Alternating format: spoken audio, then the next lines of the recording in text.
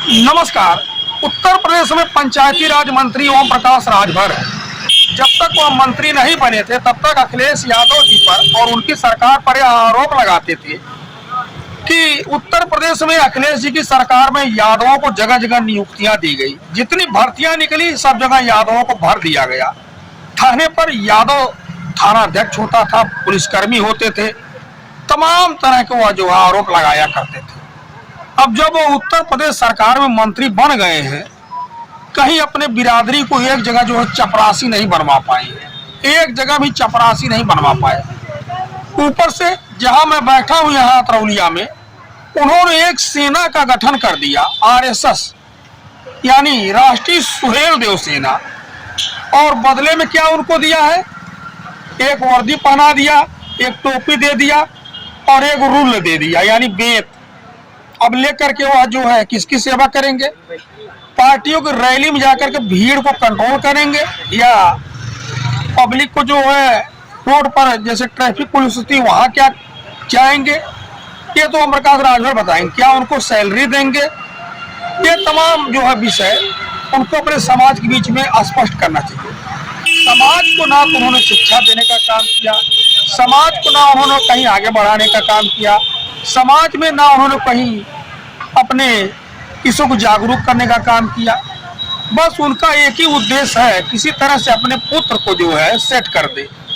अपने तो सेट पड़े हैं, मंत्री बने पड़े हैं, विधायक बन गए हैं, बस उनका एक ही उद्देश्य है इसी तरह से अपने जो पुत्र हैं दोनों, उन लोगों कहीं लोकसभा, राज्यसभा, विधानसभा भेज दें। यहाँ तरौलिया में जमने का एक ही कारण है, वो अपने पुत्र को यहाँ से विधानसभा का चुनाव लड़ाना चाहते हैं और यहाँ वो काफी दिनों से एक्टिव भी है।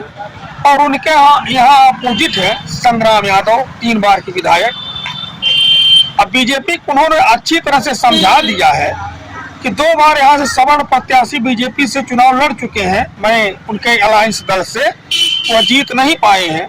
तो ऐसे में यह सीट सिर्फ जो है पिछड़े दल का नेता ही निकाल सकता है। तो ऐसे में बीजेपी भी समझ रही है कि ओम प्रकाश राजभर को एक बार यहाँ मौका दिया जाए, क्योंकि राजभर पिछली बार समाजवादी पार्टी के साथ में थे, इस बार भारतीय जनता पार्टी के साथ में है और खूब मेहनत कर रहे हैं, गांव-गांव जा रहे हैं, गली-गली जा रहे हैं। हमने जब यहाँ कई राजभर बस्तियों में बात किया तो अभी लोग कहते हैं कि हम अपने ओम प्रकाश राजभर के साथ हैं। एक बार वो लोग भी सवाल नहीं करते कि आप मंत्री बन गए तो हमारे लिए क्या किए, आप जो इतने बड़े पद पर हैं हमारे लिए स्कूल की व्यवस्था किए, शिक्षा की व्यवस्था किए? नहीं, एक को बार नहीं करेंगे।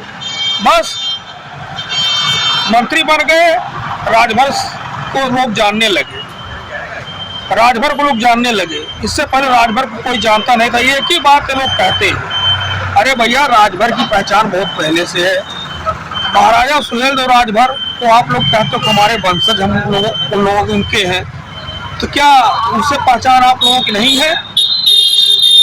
उनसे पहचान आपकी नहीं है?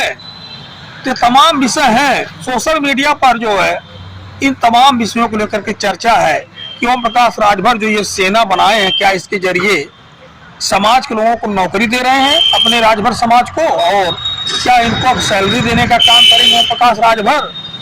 धन्य है ऐसे नेता और धन्य है ऐसे उनके जो है सपोर्टर जो उनको सपोर्ट करने का काम कर रहे हैं। और उनसे एक बार भी जवाब नहीं मांग रहे कि मंत्री जी आप पंचायती राज मंत्री हैं, तो कम से कम सरकार से एक बार सवाल करिए कि आप जो सामान्य शिक्षा व्यवस्था लागू करवाने गए थे, आप वहाँ गए थे महंगाई कम करवाने, आप वहाँ गए थे हमारे लिए जो है बेरोजगारी दूर करवाने के लिए, आप गए थे हमारे लिए पढ़ाई की व्यवस्था करवाने, हमारे लिए गए थे उचित दवाई की व्यवस्था करवाने, लेकिन आप करवा पा नहीं रहे। आप जो है हमको एक वर्दी और एक रूल और बेट पकड़ा करके चौकीदार बनवा दे रहे हैं, तो भी फ्री वाला। हम जैसे लग रहा है आपकी रैलियों में जा करके भीड़ को कंट्रोल करेंगे, लग रहा है जैसे आप हमको किसी चौराहे पर खड़ा कर देंगे। तो इस तरह का काम जो है ओम प्रकाश राजभर अब कर रहे हैं, जो समाज के लिए अच्छा नहीं है। अब कुछ इसी तरह की हालत जो है संजय निषाद जी की भी है। ये दोनों नेता जो है समाज को बिल्कुल जो है एक तरह से अच्छा कार्य नहीं कर रहे हैं, लेकिन समाज इनके पीछे तरह से खड़ा है यह भी ठीक नहीं है। समाज के लोगों को सवाल करना चाहिए।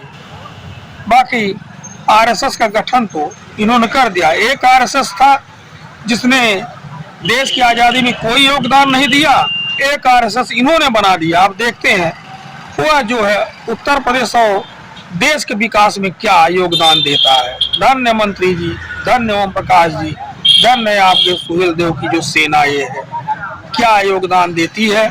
और आप जो इनको क्या ड्यूटी देते हैं और क्या वेतन देते हैं, ये तो आपके ऊपर निर्भर है। धन्य महाराज, धन्य। आप सिर्फ विरोधी दलों की सरकारों को पर आरोप लगाते रह गए, लेकिन आपके हाथ में जब सत्ता आई, पावर आया, आप जो है कुछ कर नहीं पाए। यही जो है सबसे बड़ा दुख का कारण है कि आप जो अपने समाज को कुछ दे नहीं पाए और लग रहा है आज कुछ दे पाएंगे। जैसे ही आप देने की कोशिश करेंगे, बीजेपी जो है आपको रोक लेगी। ये आपके शब्दों में कह रहा हूँ। बाकी धन्यवाद, नमस्कार।